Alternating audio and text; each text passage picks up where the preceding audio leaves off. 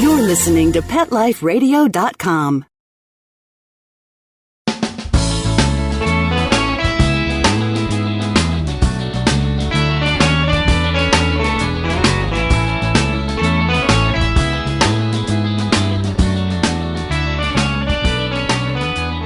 Welcome to Save a Pooch on Pet Life Radio. I am your host, Beverly Isla. Thanks for tuning in. So this show is dedicated to two new efforts to help rescue shelters and rescue dogs.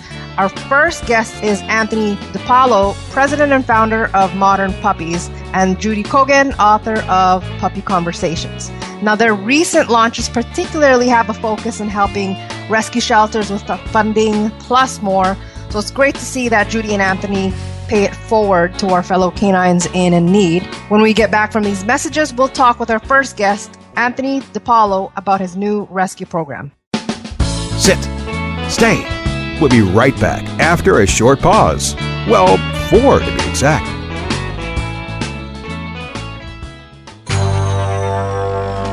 It's DesignerPetSweaters.com. Hand-knitted designer sweaters for your precious pup or cool cat. Beautiful couture patterns for your pets, including custom-knitted formal wear, casual wear, yachting, and even sports-themed. Many designer pet sweaters include feathered tammy hats, top hats, and a lot of sparkle. Each sweater includes leg loops, front paw sleeves, and leash opening. Visit DesignerPetSweaters.com to order your four-legged fashions today. Your pets will stay warm for the winter and be runway ready. Large or small, we fit them all. DesignerPetSweaters.com.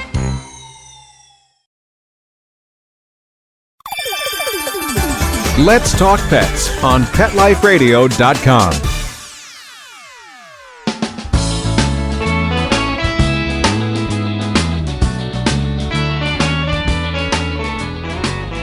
Welcome back to Save a Pooch. We are talking with Anthony DiPaolo, president of Modern Puppies, whose prime goal is to help decrease puppy potty training time with the Puppy Training Puppy Apartment. That was such a tongue twister. That is awesome. Potty Training Puppy Apartment. Thanks for coming on today, Anthony. Nice to be with you, Beverly. So before we get into how Modern Puppies help rescue organization, what is the, just going to short form it, PTPA? What is that? Yeah, it is a tongue twister, and I appreciate you trying that.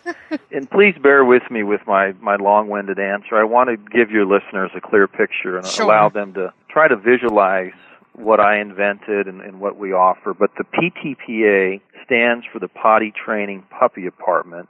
It's an indoor potty training device and system that we invented in 2008, and it has revolutionized how dogs are now potty trained.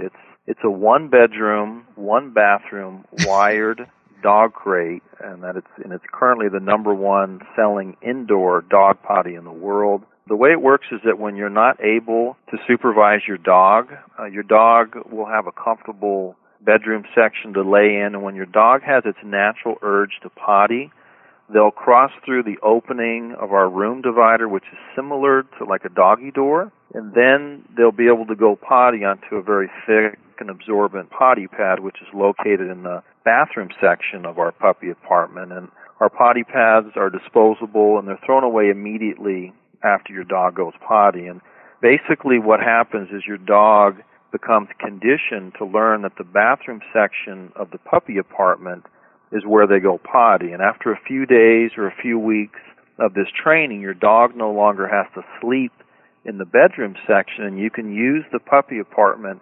exclusively as an indoor dog potty. And the puppy apartment has 3 removable doors, and most owners will remove some or all of the doors once their dog is fully potty trained with the puppy apartment. So now your dog will have 3 easy access points to enter the puppy apartment to go potty. Mm-hmm. And please keep in mind that 80% of puppy apartment users also have their dog potty outside once their dog receives all their vaccinations. And veterinarians strongly suggest keeping a new puppy indoors until they receive all their vaccinations. And the puppy apartment eventually becomes an alternative indoor dog potty when the owner is not home or during extreme weather issues. And the puppy apartment also works great for male dogs that hike their legs when they urinate. They won't do it in there? Yeah, the male dogs do it in there too. And the owner simply uses our oversized potty pads that run up the side of the apartment, or they'll clip extra potty pads to the side walls, and it's a male dog's instinct to always aim for a wall or a tree or a fire hydrant. So your male dog will naturally urinate on the potty pads that are on the side walls of their puppy apartment bathroom. And just to summarize my answer, we've basically invented a whole new category of potty training a puppy or dog, and a lot of people compare us to the for humans or of litter boxes for cats. And as you know, hundreds of years ago, humans only had one option, and that was outside. And I think we're all thankful now to have an indoor toilet that's, safe and warm and in a comfortable environment. And the puppy apartment is the indoor toilet for dogs that has over 80,000 current users, and the number of users are increasing every day. And we also have a great video that clearly demonstrates the puppy apartment on the homepage of our website, which is located at modernpuppies.com. Answer for you. That's the PTPA. PTPA. Maybe you can go over a little bit about the advantages over regular potty training. I mean, by the sounds of it, people in Canada should have it, so we don't have to go outside. First off, the most common potty training techniques besides the puppy apartment have been crate training, paper training, artificial grass training, and potty pad training. Now, all of these techniques have major flaws, and also most of them are very inconvenient to the dog owner. And I'll cover each one just briefly, but the most popular potty training technique for dogs has been a technique called crate training, which is a very old-fashioned and outdated technique. In fact, many dog trainers and veterinarians consider crate training to be a very inhumane way to potty train a dog. Crate training confines a dog to a small dog cage and basically forces a dog to have to painfully hold it in for an excessive amount of time until the owner gets home from work or wakes up in the morning. We all know that if a dog could speak, it would beg its owner to let them potty when they have the same urge to potty as we do. And if you can imagine you or I having to hold it in every day for hours longer than we have the urge to go, it would be very painful on us. And dogs are such friendly animals that I think crate training people innocently don't realize how much pain their dog is when they're holding it in. Now, paper training is also a very old-fashioned technique in which the owner scatters like 10 to 20 pages of newspaper on the floor and hopes the dog potties on one of them. It's a very messy technique, and the newspapers never fully absorb the urine. In addition, it's a major eyesore, for your home. It does not work for male dogs that hike their leg. And then next is artificial grass training, which has been fairly popular the last 10 years. However, if you read the reviews on it, it's been a disaster for most dog owners. One of the main reasons is that it's virtually impossible to clean the urine and poop smell from the artificial grass, and most owners end up throwing away the entire thing after a few days of it, stinking up their home. And in addition, it also does not work for male dogs that hike their legs. And last is potty pad training. Now, potty pad training has been pretty popular the last 10 years. We actually like some aspects of potty pad training. However, it can be very confusing to some dogs because the potty pad is not secure, and sometimes it's located in a different location in your home. Some other flaws to potty pad training is that it's very common for the dog to miss the center of the pad and end up urinating on the corner of the pad, and half the urine ends up spilling onto your floor. And it's also very difficult to train a dog to go on a loose potty pad that may be in some random spot in your home.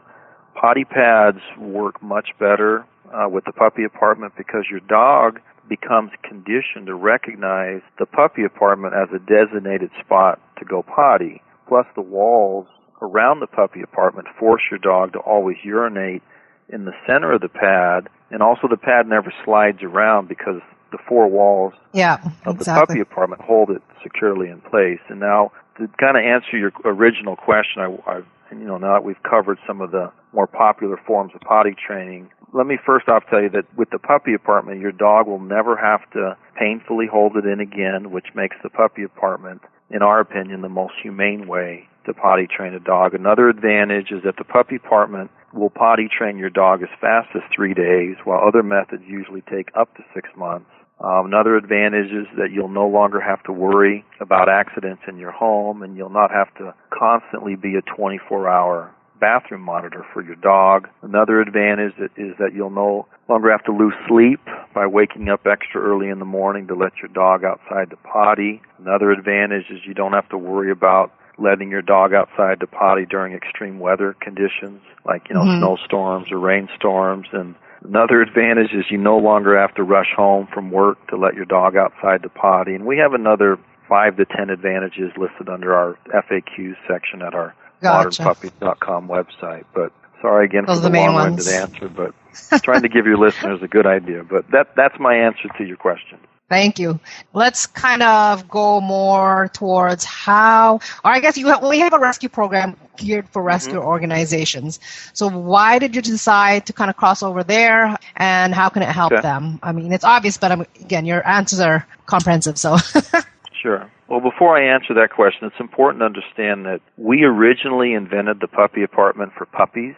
However, we quickly learned that older dogs and rescue dogs were easily adapting to the puppy apartment. Now, I have a really short, heartwarming story about rescue dogs and animal shelters in regards to the puppy apartment. The first 6 months of our business, I spent a lot of time answering phones from customers and prospective customers, and after the first month, I started to regularly get phone calls from the customers only calling in to say thank you for saving their dog. And they would tell me that they were planning on getting rid of their dog to their local animal shelter because of potty training issues, and that the puppy apartment solved their potty problems. And we also started getting phone calls and emails from people saying they've been wanting to adopt a rescue dog but were afraid to because of potential potty training problems.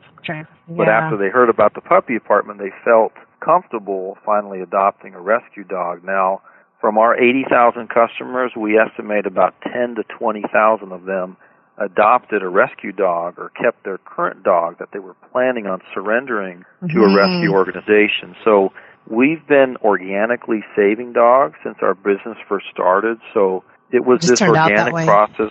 It was this organic process that inspired us to recently launch our new rescue program that allows rescue organizations in animal shelters to partner with us to continue saving dogs and increasing adoption rates. Now, rescue organizations and animal shelters that partner with us will be receiving potty training support and financial donations from us for simply referring people to us that need potty training help with their dog. Right. Our rescue program basically helps rescue organizations in two major ways. One, it helps to increase their adoption rates because we've solved the major problem with rescue organizations, which is potty training. Two, it helps rescue organizations raise more money by allowing us to donate money to their organization from the referrals they send to us for potty training. So that's a little summary of our rescue program.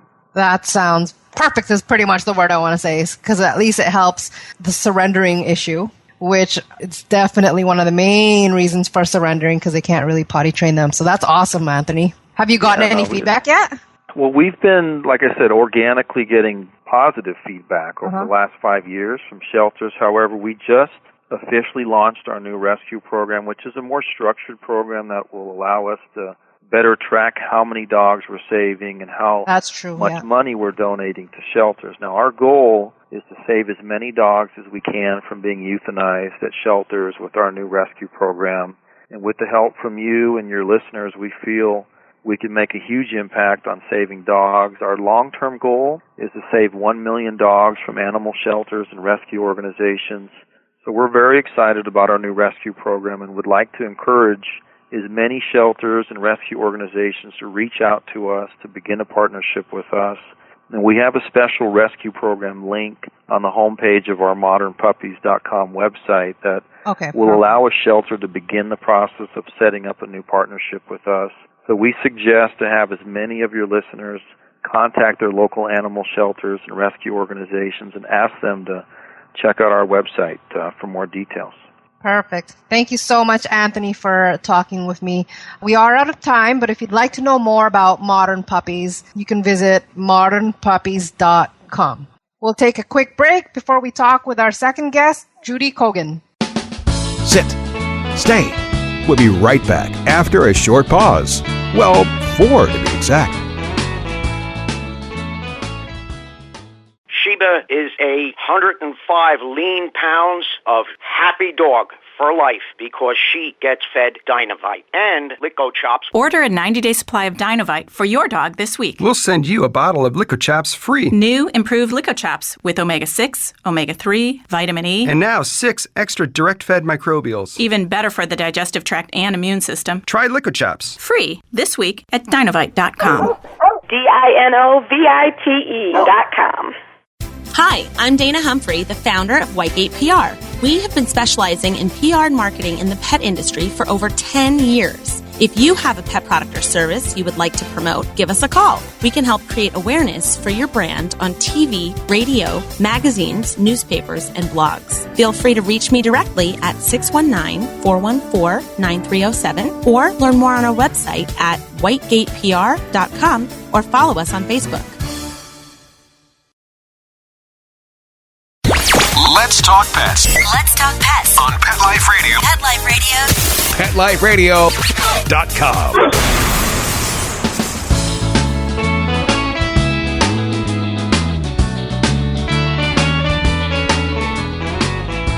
Welcome back to Save a Pooch. We have author Judi Cogen joining us today. Hi, Judi. Thanks for coming on. Hello. How are you?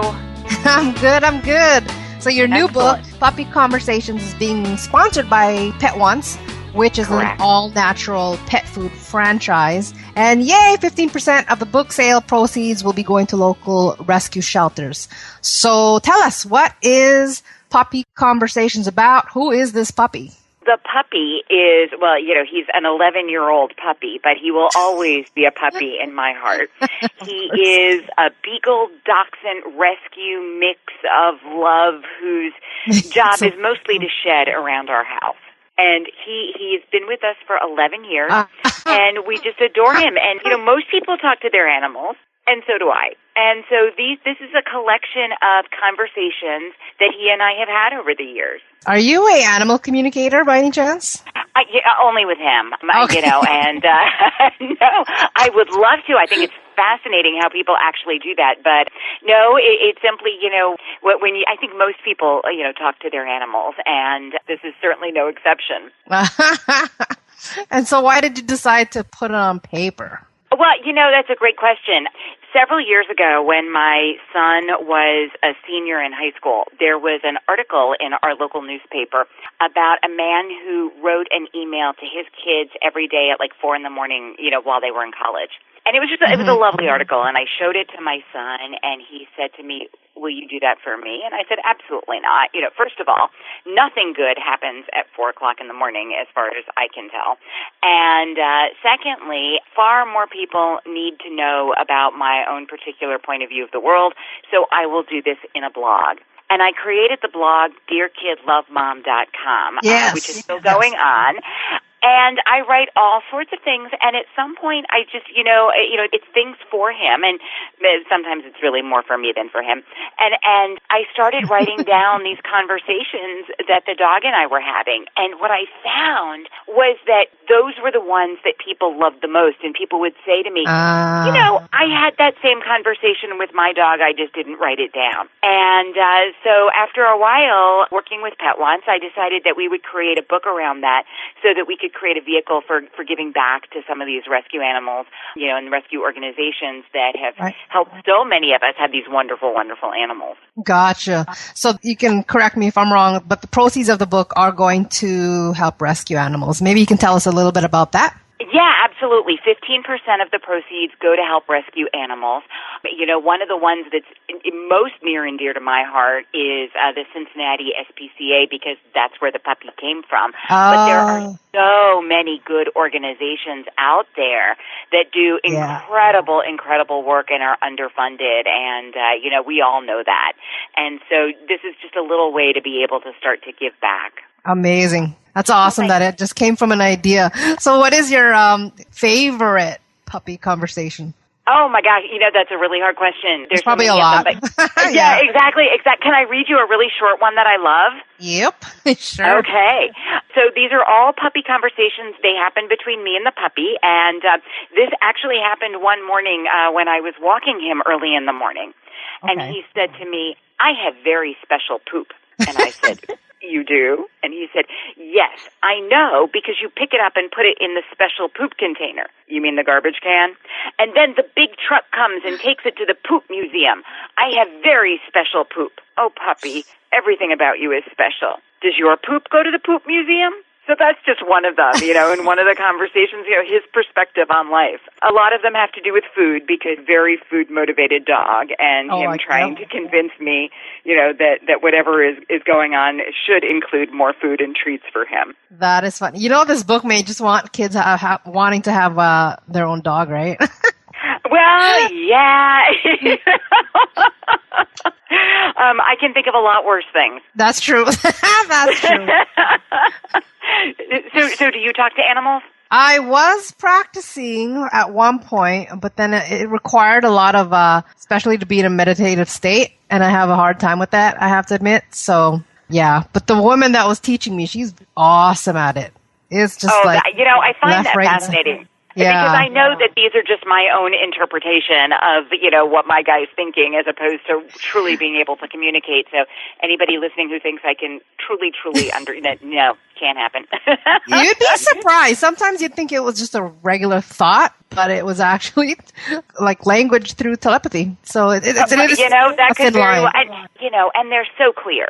They are just so clear when they look at you, and perfectly well, what they're trying to say, or when it's time to take him for a walk and he just wants to sleep, and he's perfectly clear that, you've experienced this, right?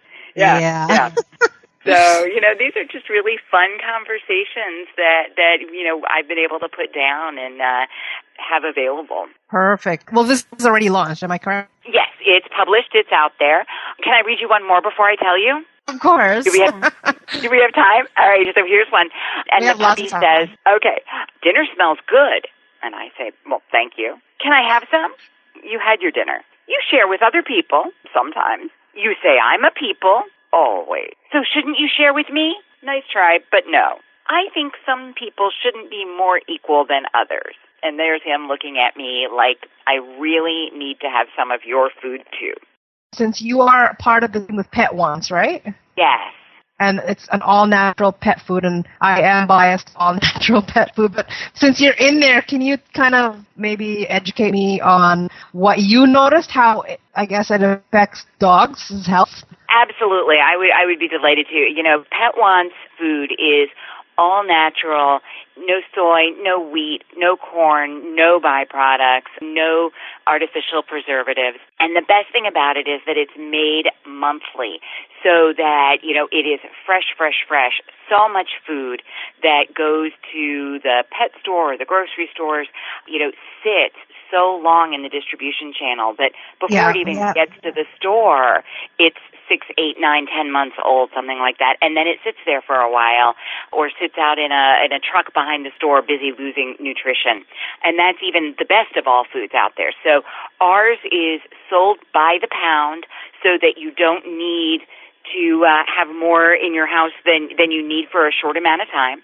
It's delivered, and as I said, it's all natural and highly nutritious. And, everybody has their own stories about Pet Wants food, and there's wonderful, wonderful stories. I hear all the time about pets who, now that they're getting this really dense, high-nutrition food, that, hair's growing back where they've never had hair before, or their skin, they stop itching, all kinds of wonderful stories. And lots of people tell us that, you mix the food in to begin with their old food, and they'll just pick out and only eat the Pet Wants. So when I started to transition my little guy, and, he's all of 20 pounds, and as I said, he's very food motivated, so he'll eat pretty much anything. He is not picky. He does not have a discriminating palate, as we say, And so when I started to transition him, he just happily ate it, and I thought, I really need to understand what he thinks about this. So one day after I'd given him dinner, I sat him down, and I put a tiny little pile of the old food. And I knew enough at that point to know that there was nothing really bad in the old food. I knew it wasn't as fresh as Pet wants, but I knew there was, nothing harmful in there. And I put down a small pile of Pet wants food, and I sat him down, and I had him look straight at me so that, his nose could figure out where everything was. And after a minute, I said, okay. And he went right to the Pet wants food, and he just, vacuumed it down. And that's really what I'd expected from him, because that's who he is. But then what I thought was going to happen was I thought he was going to turn and eat the old food. And he turned, and he looked at it, and he looked at me, and I said, well, it's okay. And he said, wait, what? You want me to eat that? I said, yeah, it's perfectly fine. You can have that. He said, well, I don't want that stuff. I want more of this stuff. And I said to him, well, at the moment, what we have is that stuff. And he said, but that's not this stuff. I want this stuff. And I said to him, no, really, it's okay. And I swear to you, this puppy rolled his eyes. It would make a teenager proud. And he gave the biggest sigh, it was such a clear, oh, really, Mom, And he took a step over there and then looked back at me with these eyes. And I said, no, it's okay. And he was clearly saying, I'm doing this to make you happy, but let's don't pretend that this is my first choice. And, he acts like a puppy on this food. He's energetic. He's healthy. He's just wonderful on it. And I just couldn't be more pleased. That's awesome. Thank you to our guest and our show producer, Mark Winter, for making this show possible. If you have any questions, comments, or ideas for the show, please email me at beverly@petliferadio.com. So until next time, spread animal compassion. Let's Talk Pets, every week on demand, only on PetLifeRadio.com.